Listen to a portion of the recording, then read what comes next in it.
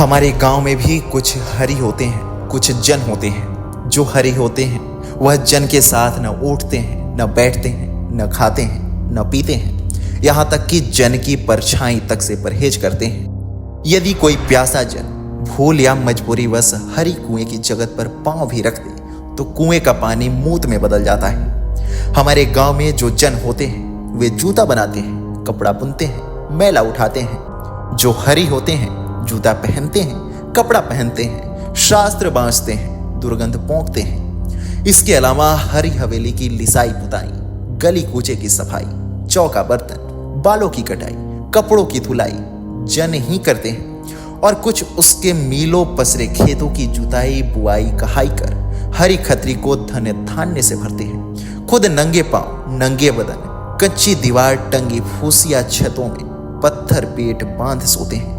हमारे गांव में नम्रता जन की खास पहचान है और उद्दंडता हरि का पाकपन। तभी तो वह बोहरे का लौंडा जो ढंग से नाड़ा भी नहीं खोल पाता, उसे दूर से ही आता देख मेरा बाबा कुंवर जो पांव लागू कहता है।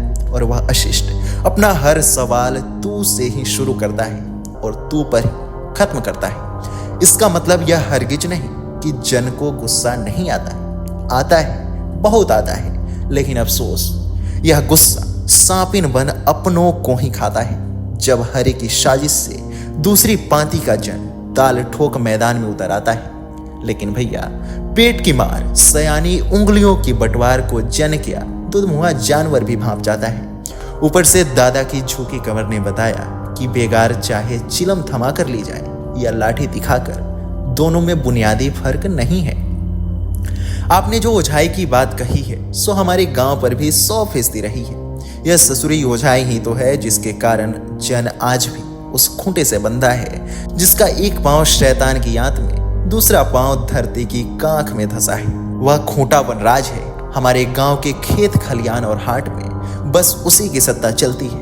देश की पंचायत घर उसी की तर्जनी पर टंगा है और गांव के दगड़े में कछुआ सी रेंगती बोझा गाड़ी की धुरी में वह खूंटा ही धंसा है जिसे जन खींचता है। लथपथ पसीने में माथा ठोक रोज रोज भैंसे सा हाँफता है।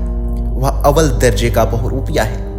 अपने दुर्ग को बचाने हेतु कहीं रामनामी ओढ़ कीर्तन गाता है, कहीं गिरजा की सीढ़ी से रास्ता मोक्ष का दिखाता है, कहीं गुरु तख्त से सत श्री अकाल का नारा लगाता, कहीं मस्जिद में सुअर, मंदिर में गोकशी करा जन जन के हाथों में गणा से थमाता है, कहीं जन कल्याण का खूबसूरत अंगरखा पहन झोपड़पट्टी के अंधेरों में सपने उगाता है।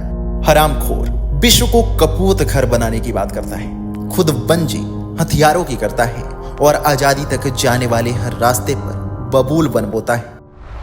ये पंक्तियां हैं दलित विमर्श के मशहूर कवि और लेखक मलखान सिंह की, जिन्होंने दलित साहित्य में जान फूंकने का काम किया।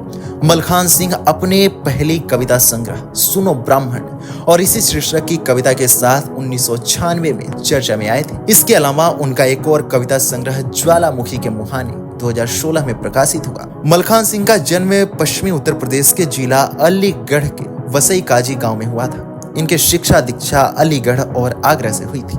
आपको भीमरस का हमारा यह एपिसोड कैसा लगा हमें कमेंट सेक्शन में जरूर बताएं।